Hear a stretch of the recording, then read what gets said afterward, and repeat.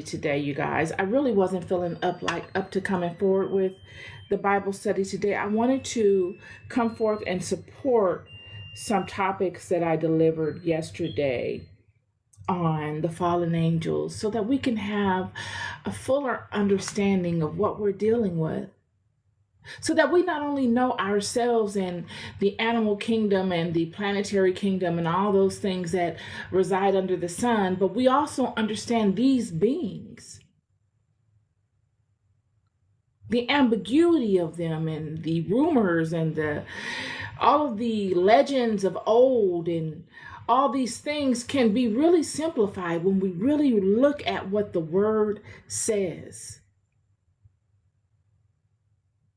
We can understand the systems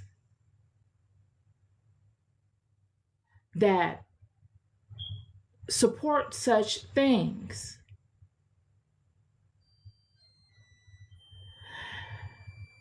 JR says, so the DNA got cursed. What DNA? The fallen angels' DNA? Absolutely. They were bound to the ethereal realm, and some of them were able to master the ability of procreating in a physical body even now.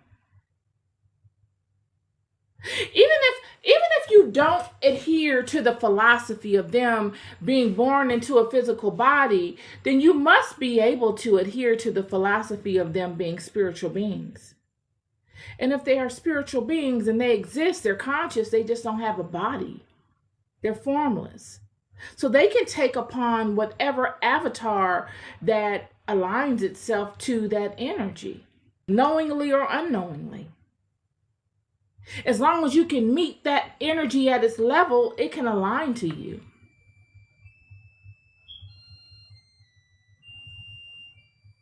Think about the angels with Lot. Yeah, so the two angels that came to Lot, they can appear on their own. Absolutely.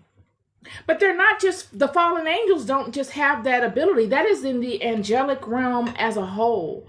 The angelic realm has the ability to do all of these things. The only difference between the fallen angels and God's angels is that it depends on what rank they were, and also the fact that they made a decision and got cursed.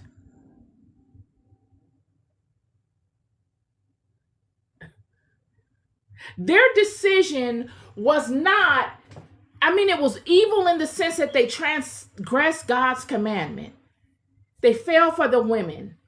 They wanted to be under the women and to have a certain level of comfort. And because of that, they gave men information. But innately, they were righteous beings, or else they would not have been angels.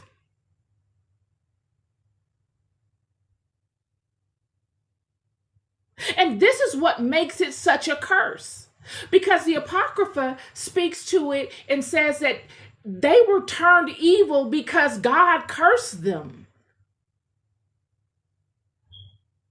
This was the dialogue that I led with yesterday.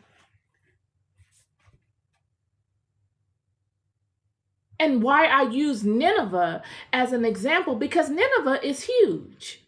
It is an example that you can tie into the angel of the church of Ephesus, and him having the ability to repent.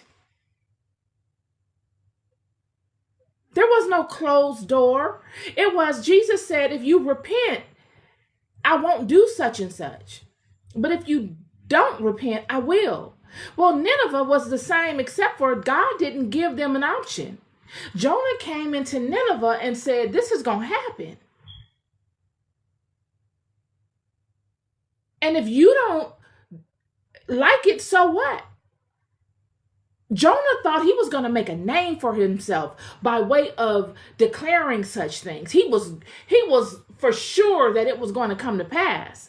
Jonah himself did not think that there would ever be a way that these people could redeem themselves. This is why he was so bummed out. There's always, you have a choice. When we look at Nineveh, we look at the epicenter of wickedness. When we look at Sodom and Gomorrah, we're looking at wickedness. Are that these people actually changed their actions? The Bible is riddled with certain instances that we can really zoom in on and gain another level of understanding as it relates to the workings of God and the options that we have at our feet. Nineveh is huge in the sense that it shows redemption. It shows a situation where there was no redemptive word spoken by God. God spoke a condemning word. And this word was so condemning that Jonah didn't want to be the one to come and tell it. That's how wicked these people were. So you mean to tell me that these fallen angels who had to have been citizens of Nineveh or spirits that they honored, this was a wicked city.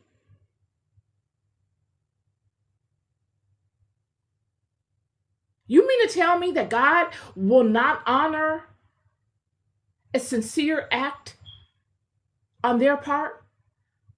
The Apocrypha says that there's no way out for them. That's what the